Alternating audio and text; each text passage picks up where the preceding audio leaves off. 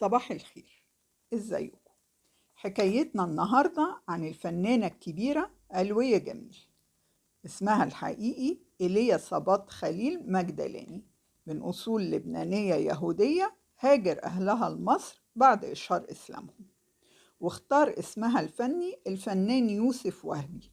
وبدأت حياتها الفنية في الخمسينيات في عدد من المسرحيات، واشتغلت في فرق يوسف وهبي، جورج أبيض، وسلامة حجازي، وعزيز عيد.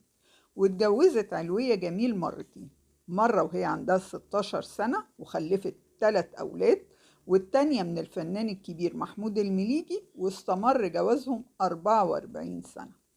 وبدأت قصة الحب بين المليجي وعلوية جميل لما انضم لفرقة رمسيس، وكان بيحبها لدرجة إنه لما اتعرض عليه فيلم العزيمة رفضه عشان يفضل مع علوية جميل وهي مسافرة مع الفرقة. وحب المليجي على علوية جميل 3 مرات.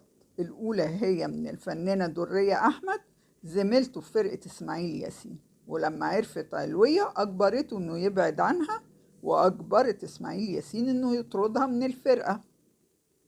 وبعد شوية وقع المليجي في حب الممثلة فوزية الأنصاري واتجوزها، ولما عرفت علوية جميل أجبرته على طلاقها بعد 3 أيام. والجوازة التانية للمليجي كانت من الفنانة سناء يونس، ودي محدش عرف عنها حاجة إلا بعد وفاة محمود المليجي. وكان المليجي مسمي علوية جميل المرأة الحديدية بسبب شدتها، وإنها كانت منعاه يعزم أصحابه في البيت ورقابتها الشديدة له.